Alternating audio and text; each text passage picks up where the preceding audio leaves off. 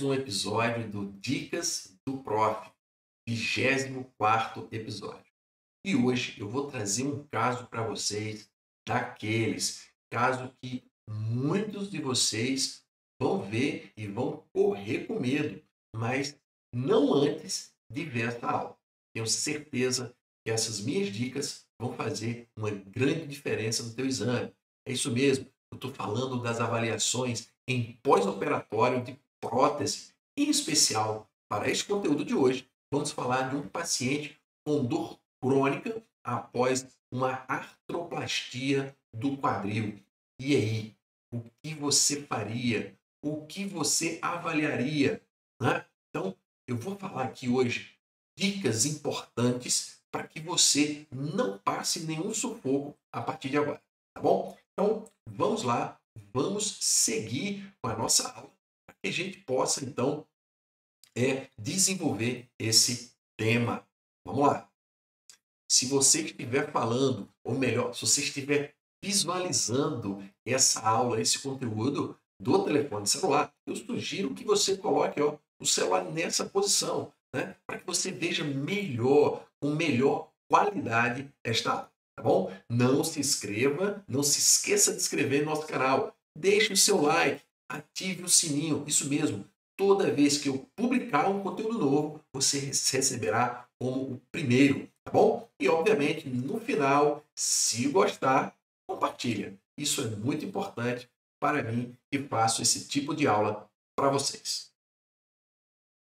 Agora, vamos começar o nosso conteúdo. Vamos começar essa Dicas do Prof, 24º episódio. Pós-operatório de ATQ. ATQ, meus amigos, se chama artroplastia total do quadril.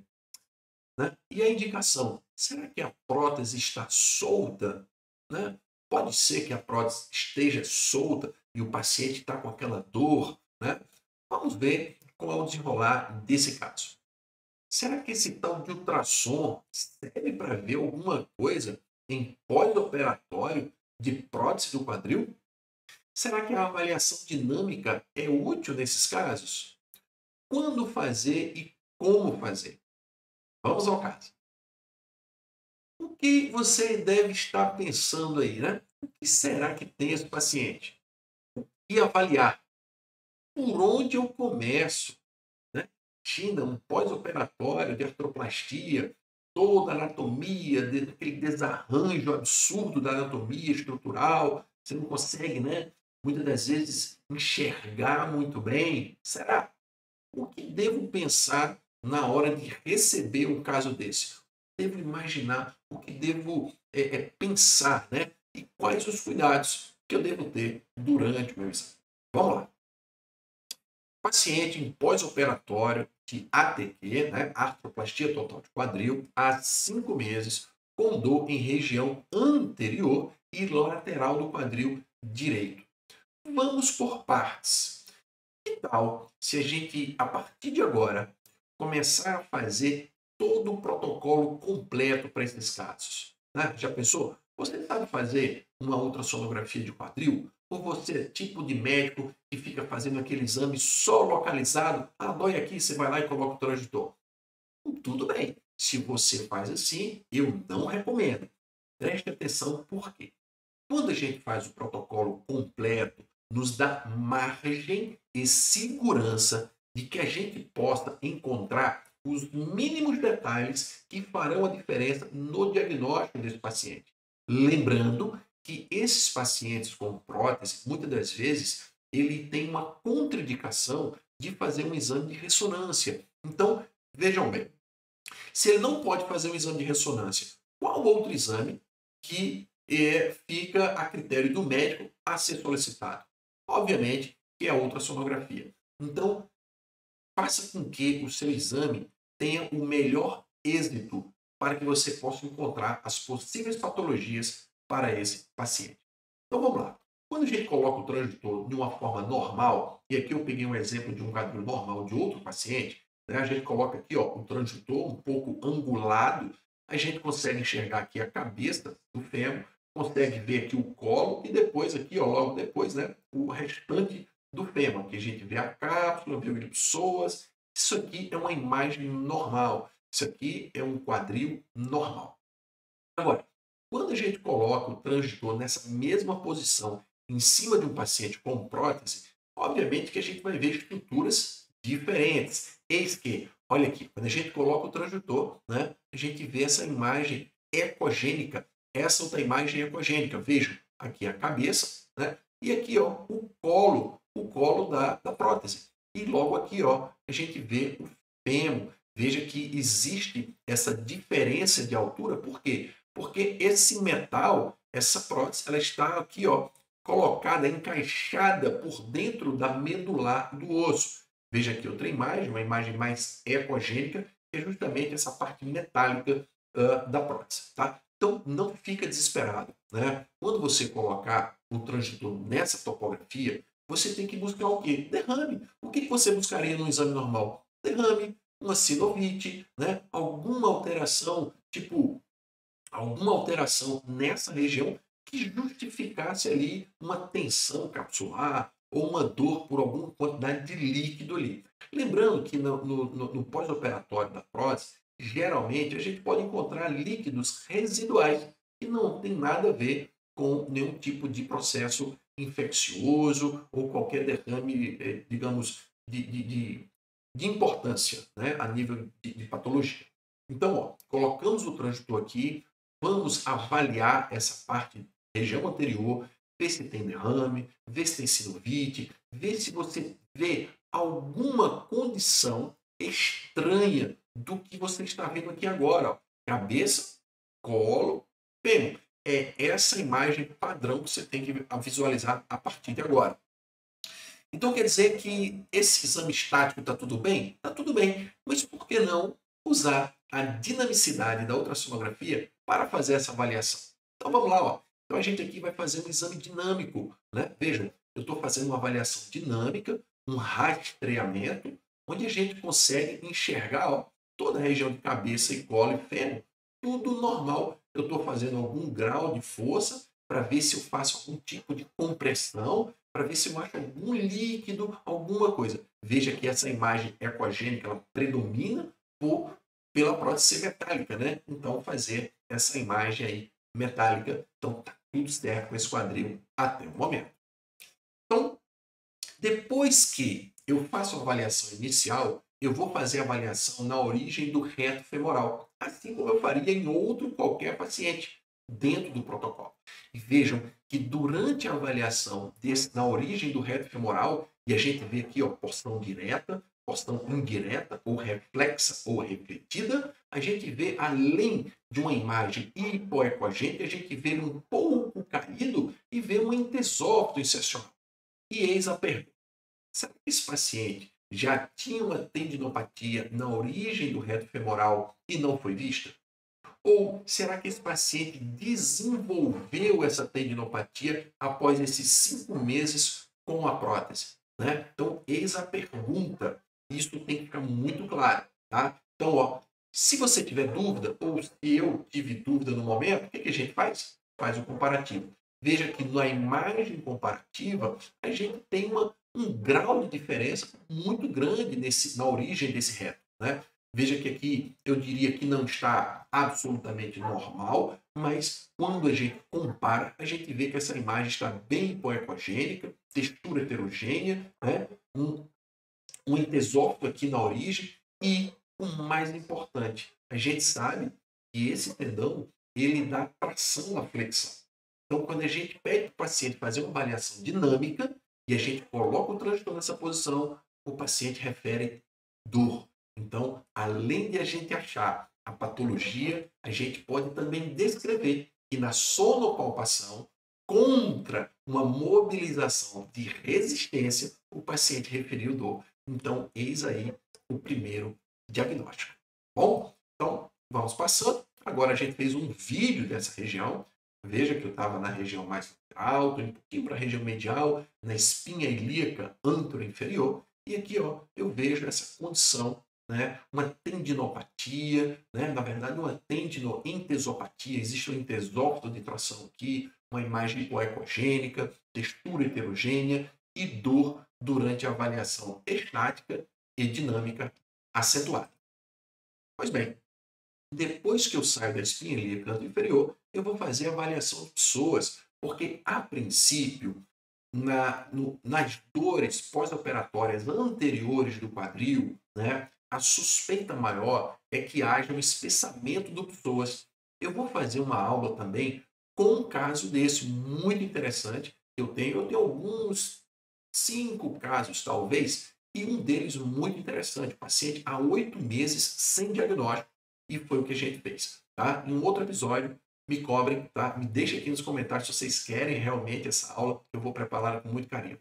Então veja aqui, ó. Eu saí da espinha ilíaca antero-inferior, fui para a espinha ilíaca antero-superior, avaliar a origem do sartório, normal. Depois eu coloco meu transdutor no corte transversal, né, e vejo o ramo ilho-púbico para avaliação do ilho-psoas. Veja, eu faço uma imagem comparativa. Para quê? Para que eu possa definir que esse ilho-psoas não tem nenhuma alteração mínima que seja para que a gente diga se é aquilo ou não. Eu lembro que eu também fiz a avaliação na inserção do ilho-psoas e estava tudo normal. Depois eu ligo o Doppler para ver se os vasos estão todos ok. Então, nessa parte aqui, está tudo ok. Continuando, na face anterior a gente acabou, agora a gente vai para a região lateral. Veja que durante a avaliação lateral, com o transdutor convexo e com o linear, vejam, uma fáscia passando um trocante maior, ok? Veja que durante a avaliação do linear, tudo bem, né? Existe aqui uma imagem, talvez ecogênica, né? Talvez pelo acesso ali, ser região mais posterolateral, né? Vamos dar uma olhadinha no caso. Bem, quando eu fui avaliar a inserção dos glúteos médio e mínimo, veja o que eu encontrei.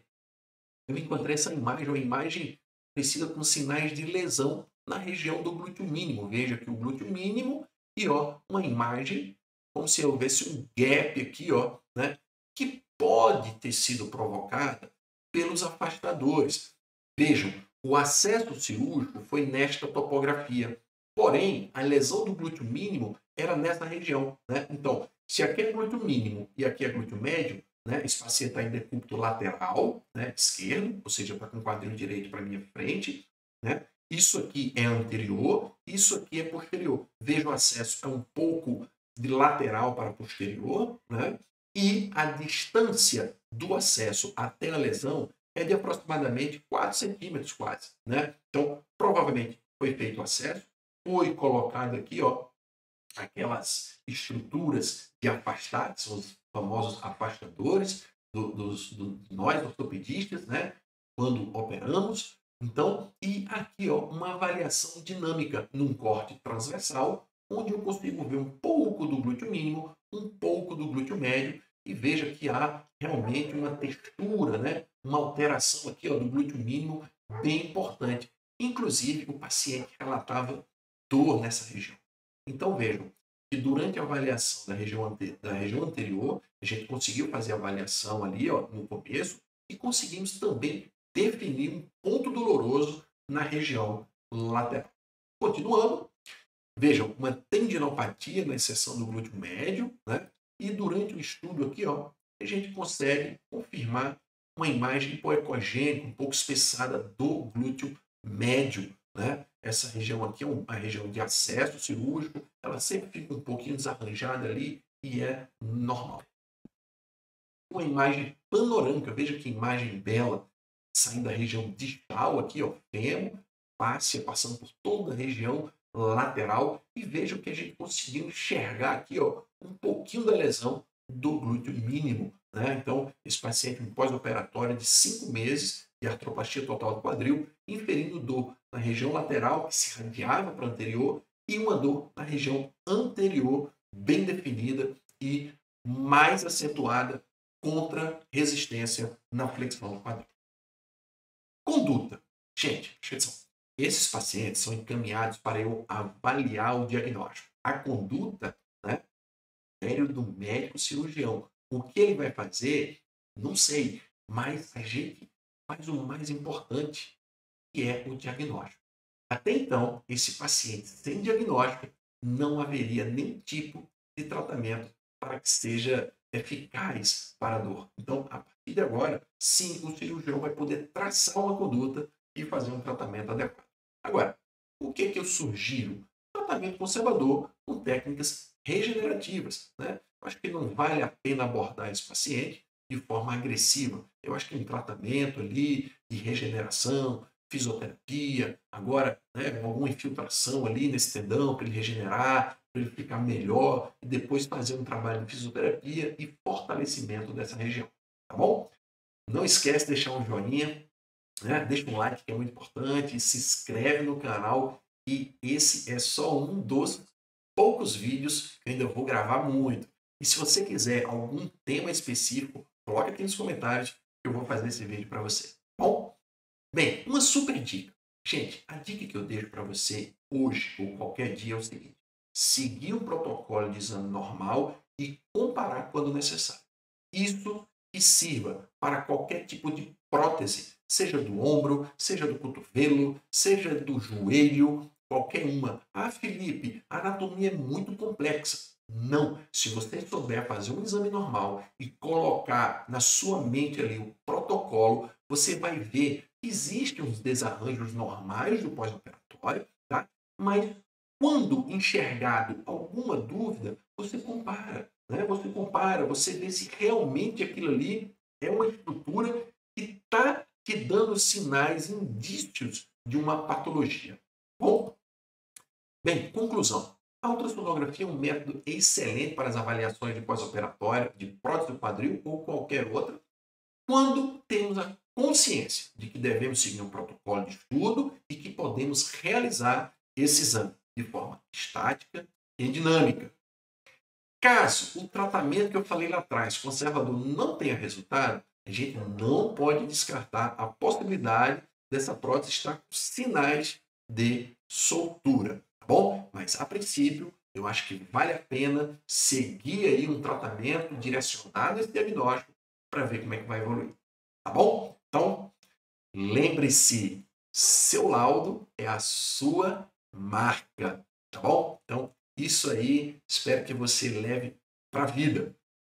Estou deixando aqui o meu site, onde você pode acessar www.drluisfilipelisboa.com.br. E você pode encontrar cursos, mentorias, algumas galerias de imagem bacana, alguns depoimentos legais, tá bom?